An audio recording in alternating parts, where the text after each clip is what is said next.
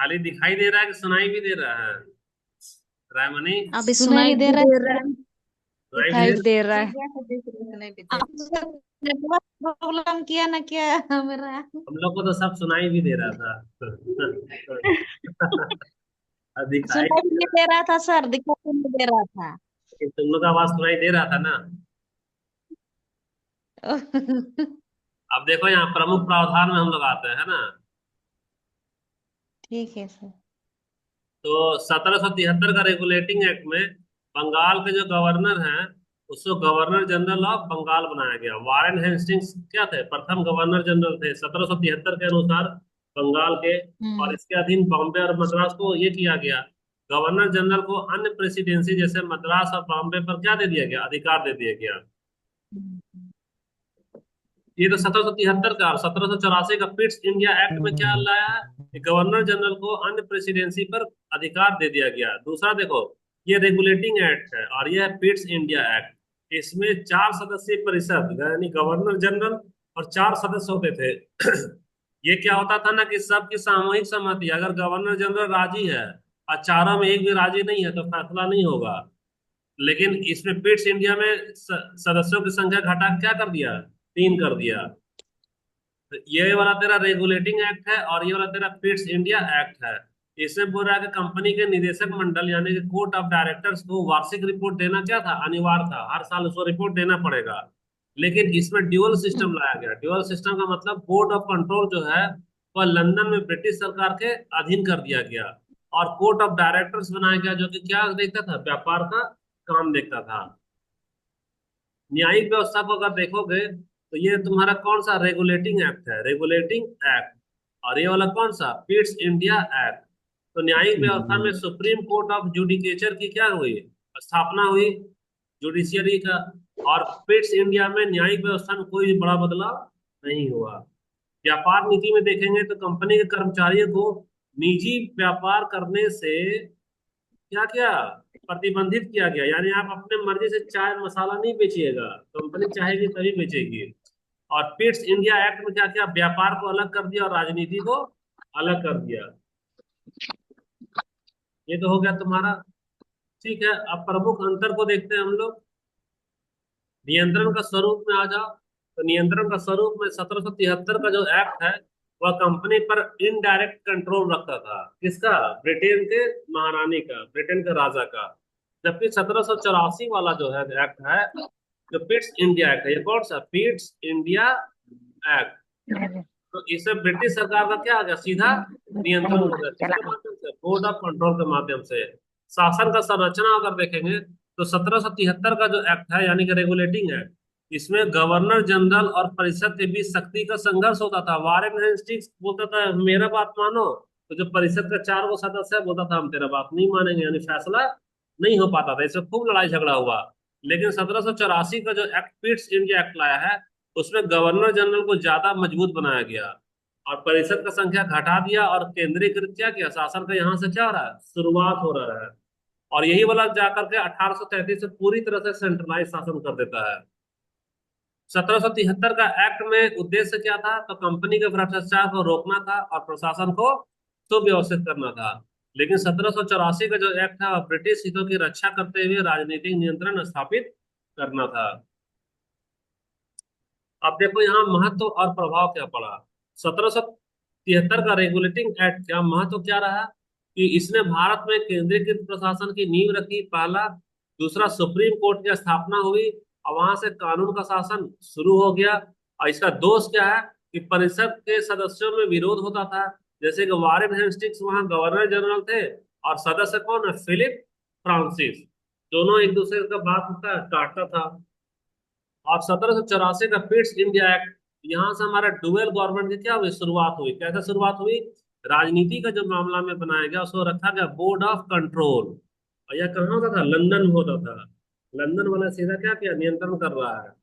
और व्यापार के मामले में बनाया गया क्या, कोर्ट ऑफ डायरेक्टर्स। देखो एग्जाम में पूछेगा तुम्हारा कि बोर्ड ऑफ कंट्रोल और बोर्ड ऑफ डायरेक्टर में क्या अंतर है, तो क्या बोलोगे, बोर्ड ऑफ कंट्रोल भारत में शासन का नियंत्रण स्थापित करने के लिए था और बोर्ड ऑफ डायरेक्टर्स जो है सब भारत में व्यापार करने का निगरानी करने का था।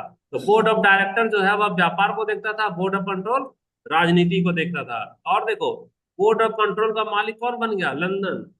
और बोर्ड ऑफ डायरेक्टर का मालिक किसको बनाया? ईस्ट इंडिया कंपनी को दिया कि आप व्यापार को खाली देखिए, राजनीति वाला काम कौन करेगा, हम देखेंगे। और यहाँ से ब्रिटिश भारत में ब्रिटिश क्राउन यानी ब्रिटेन के राजघराने ने क्या हुआ, प्रभुत्व स्थापित किया। और 1858 तक जो है भारत के शासन का क्या बना रहा है, आधार बना रहा है। कौन आधार बना रहा है? 1784 का पिट्स इंडिया एक्ट।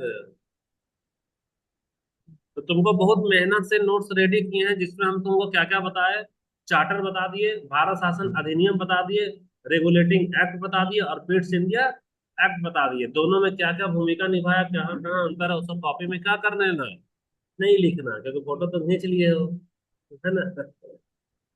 लिख तो कोई नहीं रहा है, वो सब पता है। निष्कर्ष क्या देखते हैं?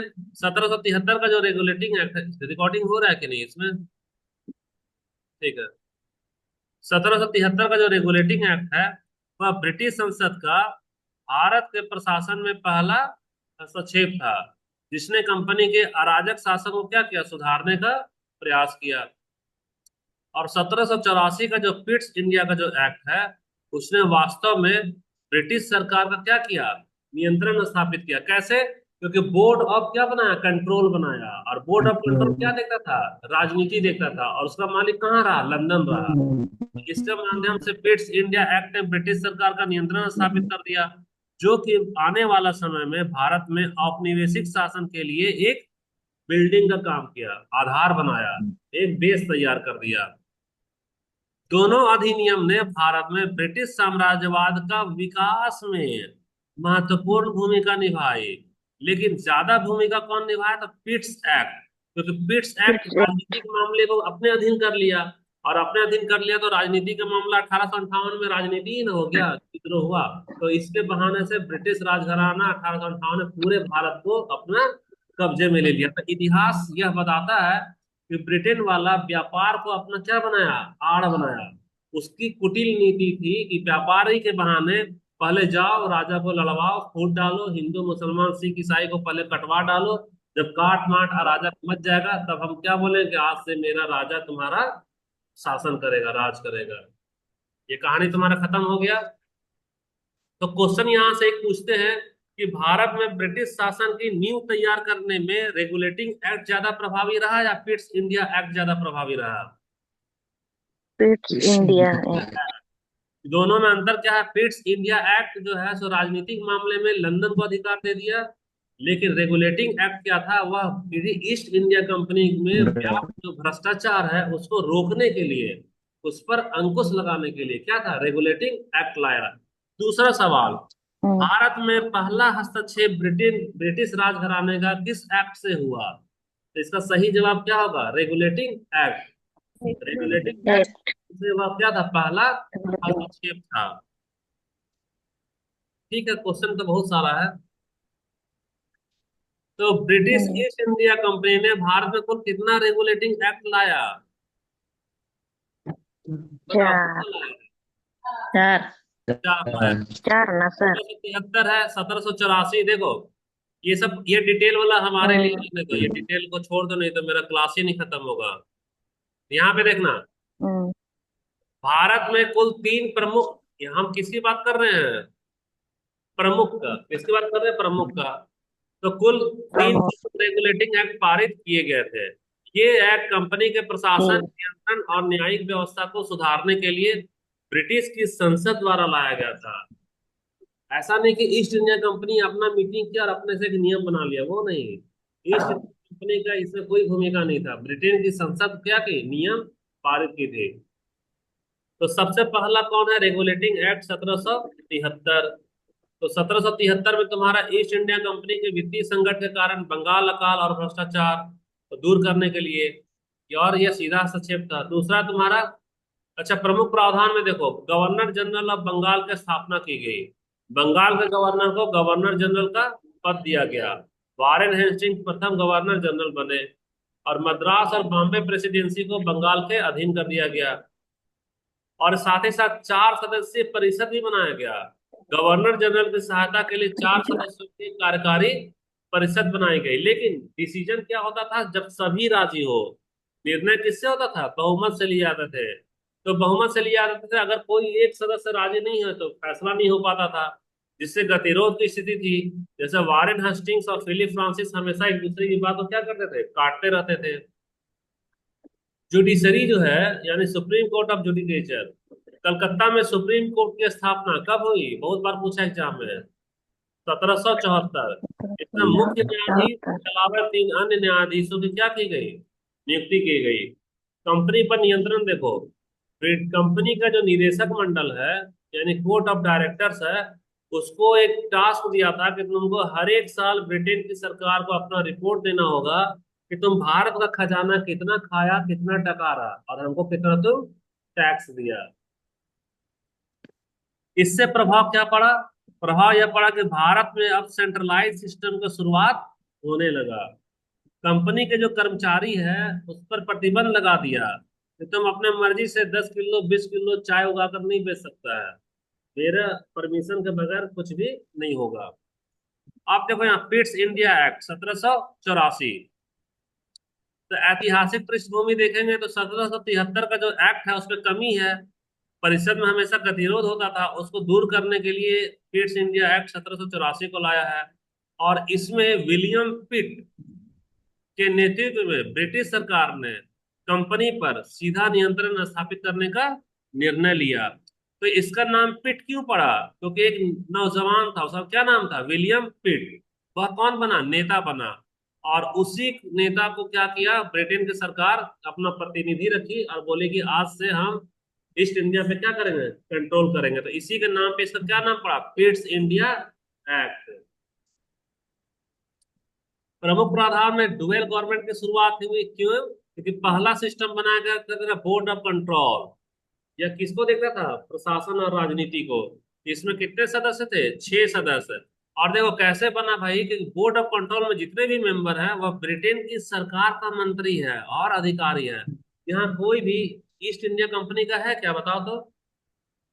हम लोग लिख देते हैं यहाँ पे, यहाँ कोई भी ईस्ट इंडिया कंपनी से नहीं है। ईस्ट इंडिया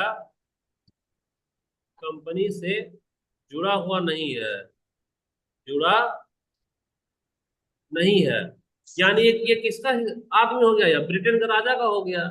तो ब्रिटेन का राजा का हो गया, यानी कि अब पता चल रहा है कि ब्रिटेन का राजघराना यहाँ से सीधा नियंत्रण ले रहा है। और जो भी राजनीति मामला, यानी कि कहाँ पे तुम लड़ाई लड़ोगे, कहाँ पे तुम संधि करोगे, कहाँ पे कितना तुम जो सो टैक्स वसूलोगे, वह डिसीजन कौन लेगा? यही 6 सदस्य यानी बोर्ड ऑफ कंट्रोल ही लेगा। यही से हमारा डुअल गवर्नमेंट का शुरुआत हुआ। यानी कि यह ये वाला सरकार ये देखेगी और व्यापार वाला काम कौन देखेगा, ईस्ट इंडिया कंपनी देखेगा। कोर्ट ऑफ डायरेक्टर्स, यानी कि जितना भी तुमको व्यापार करना है वह कौन देखेगा, कोर्ट ऑफ डायरेक्टर्स देखेगा। अगला देखो, गवर्नर जनरल की शक्तियों में वृद्धि हुआ। कैसे वृद्धि हुआ? गवर्नर जनरल को मद्रास और बॉम्बे पे पूरी तरह से अधिकार दे दिया गया। और परिषद के संख्यों की संख्या 4 से घटाकर कितना कर दी गई, 3। किसमें? पिट्स इंडिया एक्ट में। Waste India. परिषद में अभी तो पढ़ाए हैं, पिट्स इंडिया एक्ट में 4 से घटाकर क्या किया गया, 3 किया गया। तीन भारतीय कर राज्यों दी। के साथ संबंध। बिना बोर्ड ऑफ कंट्रोल की अनुमति के किसी भी भारतीय राज्य से न तो ईस्ट इंडिया की कंपनी युद्ध कर सकती है, और न ही वह क्या कर सकती है, संधि कर सकती है। सब भी कर सकते हैं। तो इसका क्या प्रभाव पड़ा? तो रुक जाओ, थोड़ा सा हम इन लोगों का ले लेते हैं वो। पर में दिवाकर सहाय और कौन होगा? यही ना नाम गायब हो रहा है, बस इन लोग को तो आ ही रहा है। टोटल 13 ही लोग हैं। नहीं है बा स्टोन रहा।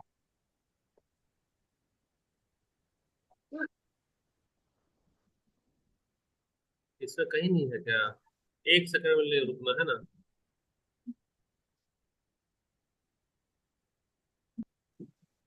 एक सेकंड के लिए रुकना।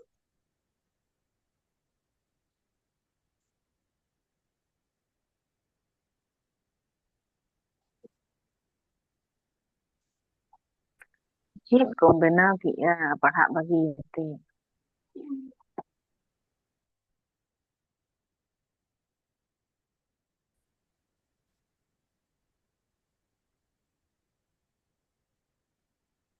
ठीक है, देखो यहाँ। और देखो संशोधन अधिनियम 1786 वाला। तो 1773 और 1784 के एक्ट में व्यावहारिक कठिनाई थी।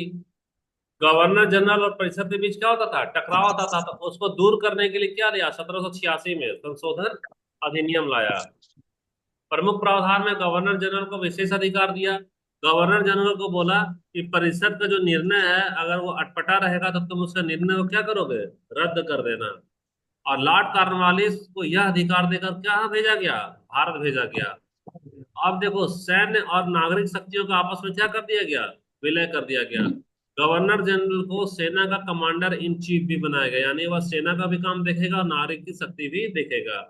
तो प्रभाव क्या हुआ कि गवर्नर जनरल की पोजीशन को और क्या किया, हुआ मजबूत बना दिया। और भारत में सेंट्रलाइज और सिस्टमेटिक गवर्नमेंट का वह दिशा में महत्वपूर्ण कदम था। तुलनात्मक उद्देश्य में अगर देखेंगे हम लोग, कितना तुलना कर ले भाई, जल्दी जल्दी देखो।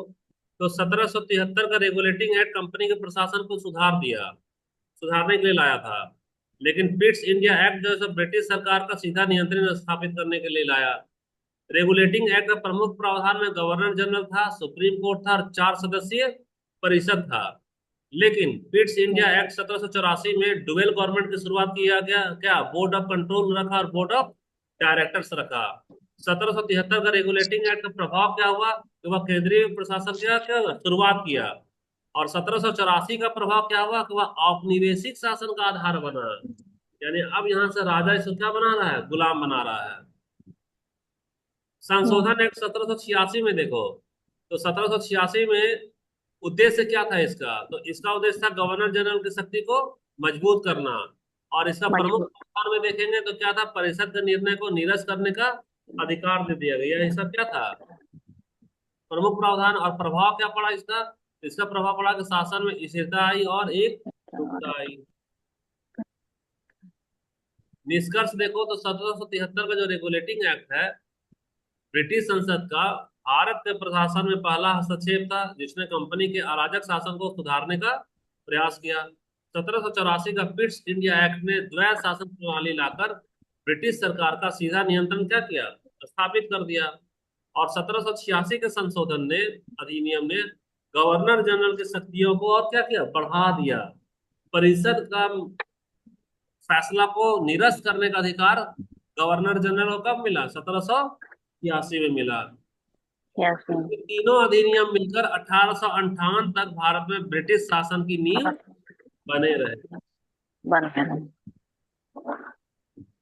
अब देखो, ये सब हमारा नेक्स्ट वाला है, तो अब ये सब हमारा सोच रहे कि सब बाद में कराएंगे क्या। ब्रिटिश कौन है, भारत में कुल कितने भारत शासन अधिनियम लाए, ये सब तुम लोग होमवर्क न कर रही हो न भेज रही हो। तो इसीलिए ये बस ये तुम्हारे लिए पनिशमेंट है, ये वाला खुद से करना। अगर जो लड़की भेजेगी तो उसको हम इसका आंसर अच्छे से बता देंगे। तो अभी 4 मिनट है, तो ये वाला वीडियो खत्म करते हैं, फिर हम लोग मिलते हैं कल।